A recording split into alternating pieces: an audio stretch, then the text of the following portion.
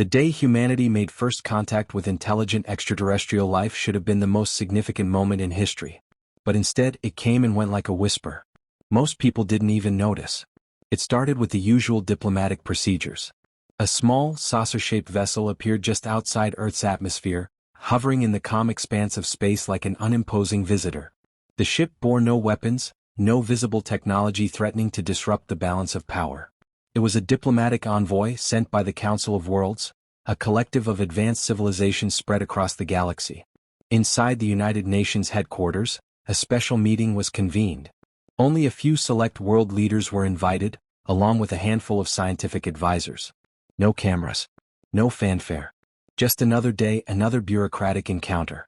On Earth, this was one of many things happening at once, far less pressing than the upcoming climate summit or the new round of elections stirring the media. The representative of the Council of Worlds, an amphibious creature named Jarek, was the first of his species to set foot on Earth's soil. His skin was a mottled green and blue, covered in faint scales, and his large yellow eyes blinked with a kind of nervous excitement. Jarek had been briefed on humanity's history, their scientific accomplishments, and their complex cultural tapestry. He had prepared himself for a people full of wonder, eager to join the galactic stage. What he found instead was indifference. The meeting took place in a sterile conference room, the air conditioning humming quietly in the background. Earth's representatives, the President of the United States, the Secretary General of the UN, and the Prime Minister of the United Kingdom, among others, sat across from Jarek with polite, if slightly bored, expressions.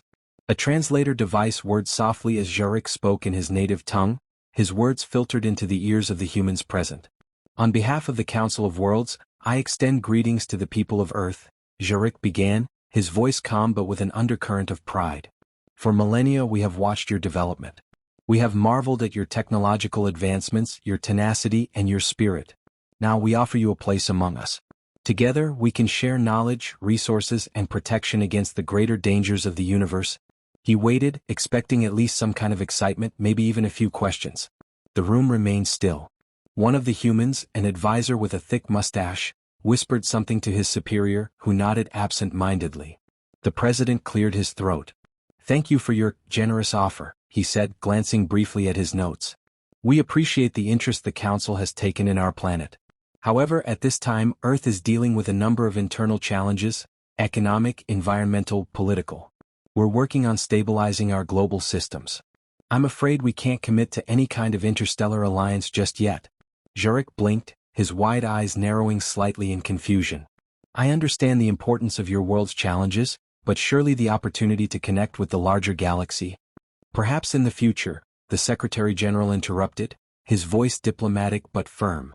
"We're very grateful for your visit, Jarek, and we hope to maintain open lines of communication. But right now, our priorities lie closer to home." For a long moment, Jarek stood frozen. He had rehearsed for many scenarios: hostility, curiosity, even skepticism. But he hadn't prepared for apathy. He shifted slightly, unsure of how to proceed. The Prime Minister, sensing the alien's discomfort, offered a sympathetic smile. "You must understand, Earth has always been a rather self-sufficient planet. Our people are focused on solving problems within our own borders. Joining the galaxy is, well, it's a big step."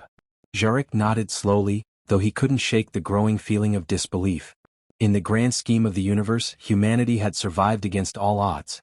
They had risen to remarkable heights without the intervention or assistance of other civilizations. And yet, now that the galaxy had finally come to them, they turned away. The meeting concluded shortly after. Jarek was escorted back to his ship, a small diplomatic package in hand, a collection of Earth literature and trinkets, a symbol of goodwill. As the saucer rose from Earth's surface and disappeared into the cold black of space, Jarek couldn't help but wonder what kind of species could be so advanced and so indifferent at the same time. Back on Earth, the news barely covered the event. Most people were unaware that their planet had just been offered a place among the stars. For humanity, the galaxy had knocked on their door, and they chose not to answer. Months passed after the Council of Worlds' initial outreach to Earth, and humanity remained largely unmoved. The diplomats from the stars had come and gone, leaving behind nothing more than a brief mention in a few headlines. Life on Earth continued as if nothing had happened.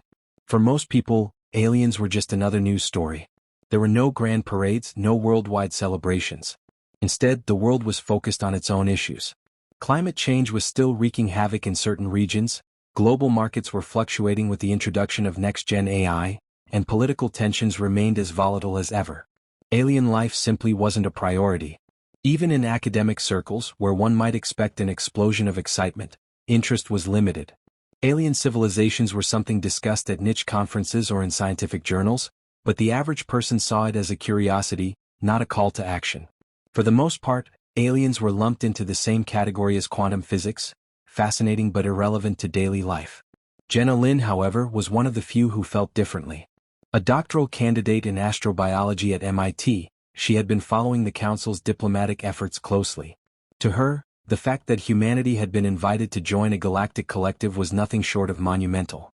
But her excitement was met with skepticism by nearly everyone around her. "Jenna, you need to calm down," her advisor, Dr. Michaels, told her one afternoon. "The galaxy's been out there for a long time. If we didn't need them before, why do we need them now?" Jenna could barely believe her ears. "But don't you see? This is the opportunity of a lifetime. Of all time. We're not alone in the universe. We could be learning from civilizations thousands of years ahead of us. This changes everything."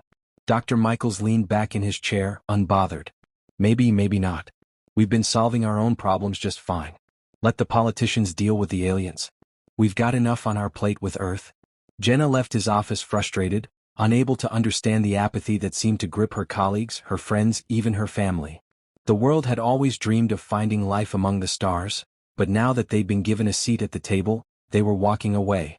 Meanwhile, out in the galaxy, the Council of Worlds was growing impatient. Humanity's response had been polite but ultimately dismissive. Jurek, the Council's amphibious diplomat, was particularly perplexed. He had returned to his homeworld with stories of Earth's odd detachment, but no one could understand why humans seemed so uninterested. "They've developed space travel, artificial intelligence, and advanced medicine," Jurek said during a council meeting, "but they treat us as if we're offering them a trade agreement, not a place among the stars. Perhaps they don't realize the threats that exist beyond their system," another diplomat suggested. "If they knew how dangerous the galaxy can be, they might reconsider." But humanity was in no hurry to reconsider. Back on Earth, life marched on. Aliens? Sure. But for most, they were still just a distant footnote, not a priority in a world full of more immediate concerns. Far from Earth, at the edge of the galaxy, a cosmic anomaly was growing. A massive, roiling energy wave, invisible to the naked eye but devastating to technology, had begun spreading outward from an unknown source. It was already tearing through distant star systems, rendering entire civilizations powerless in its wake. The Council of Worlds, deeply alarmed, sent out an urgent communication. Earth was in the path of the wave. Despite the mounting crisis, Earth's response was predictably indifferent. The Council's warnings were passed through diplomatic channels, but on Earth, the message was received with little more than bureaucratic acknowledgement. Politicians, focused on economic recovery and domestic issues, didn't grasp the magnitude of the threat. The media barely covered it, preoccupied with terrestrial scandals and the usual flood of trivial news. Jenna Lin, however, was one of the few who understood the severity of the situation. She had been following every report from the Council and tracking the anomaly's progress across the galaxy. Her fear grew as the wave inched closer to Earth, and she couldn't fathom why no one else seemed to care. "It's like they think we're invincible," she vented to her friend, Marcus, another astrobiology student. "The Council is practically begging us to prepare, and we're just ignoring it." Marcus shrugged. "You know how it is. People are more worried about the next election or whether their AI assistant will malfunction. Cosmic energy waves aren't on anyone's radar." Jenna couldn't accept that. She began attending meetings of a small, fringe group of scientists and thinkers advocating for more serious engagement with the Council of Worlds. But even among her peers, they were seen as alarmists. Their calls for global cooperation were mocked in the press, dismissed as overblown paranoia. Meanwhile, Jurek and the Council of Worlds were running out of patience. The anomaly was accelerating, and without Earth's involvement, the galaxy's efforts to contain it were faltering. Jurek returned to Earth, this time with a sense of urgency. He met once again with Earth's leaders, this time bringing detailed projections of the wave's trajectory. If nothing changed, Earth's solar system would be caught in its path within 2 years. The response was still lukewarm. "We appreciate the information, but we have a lot on our plate right now," one of the Earth diplomats said after reviewing the projections. "We'll allocate resources when we can, but we can't commit to anything yet." Jurek's frustration grew. This wave will destroy everything electronic in your system. Satellites, power grids, even your colonies on Mars. None of it will be safe. If you wait too long, there will be nothing left to save. But the message still didn't resonate. Earth's leaders acknowledged the threat but treated it like a distant, abstract problem, something that could be dealt with later. They had weathered crises before, surely they could handle this one too. For the first time, Jarek began to wonder if humanity would ever take the galaxy seriously, or if they would be left to face the consequences of their apathy. The energy wave finally reached the outer edges of the solar system. At first, it was subtle. Minor glitches in Earth's deep space monitoring stations, unexplained disruptions in communications with Mars, and strange malfunctions aboard lunar bases. But within days, the wave's full effect became impossible to ignore. Satellites began to fail one after another. Global positioning systems went dark, wreaking havoc on industries that depended on precision. Power grids across continents flickered, then collapsed. Space stations, cut off from Earth's support, drifted silently as their systems froze. The very technology that had brought humanity so far was now crumbling before their eyes. Panic swept across the globe. For the first time, the world was forced to acknowledge the severity of the threat. Earth's governments scrambled to respond, attempting to restore basic services while trying to reconnect with their space colonies. In the confusion, the Council of Worlds' dire warnings no longer seemed distant or irrelevant. Jenna Lin's phone buzzed with notifications as the scientific community erupted into action. She had seen this coming, but even she hadn't anticipated how quickly the wave would upend life on Earth. Calls for help poured in from government agencies and international organizations, and Jenna found herself on the front lines of an emergency task force. The fringe group she had once been a part of was now in high demand, their long-dismissed concerns suddenly validated. Humanity was scrambling, but it wasn't enough. The energy wave had already knocked out vital infrastructure, and Earth's leaders had no plan. Desperate, they reached out to the Council of Worlds for assistance, finally recognizing the importance of the interstellar community they had so long ignored. Jarek returned to Earth, but the situation had changed. The alien diplomat, who had once been met with polite indifference, now found himself in a room full of anxious and humbled human officials.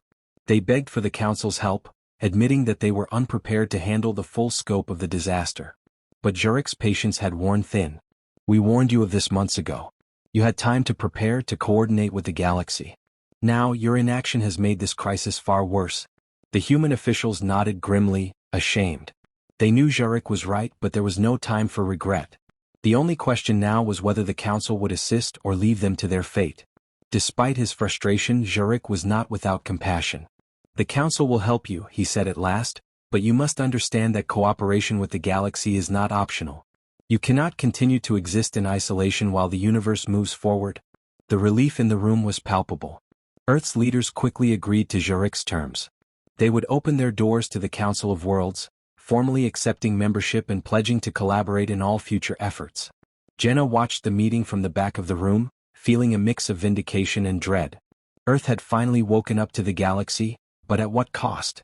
The energy wave had left scars that would take years to heal, and the path forward was uncertain. But at least now, humanity understood that they could no longer ignore the galaxy. The universe was vast, and from this point on, Earth would have to face it head-on, whether they liked it or not.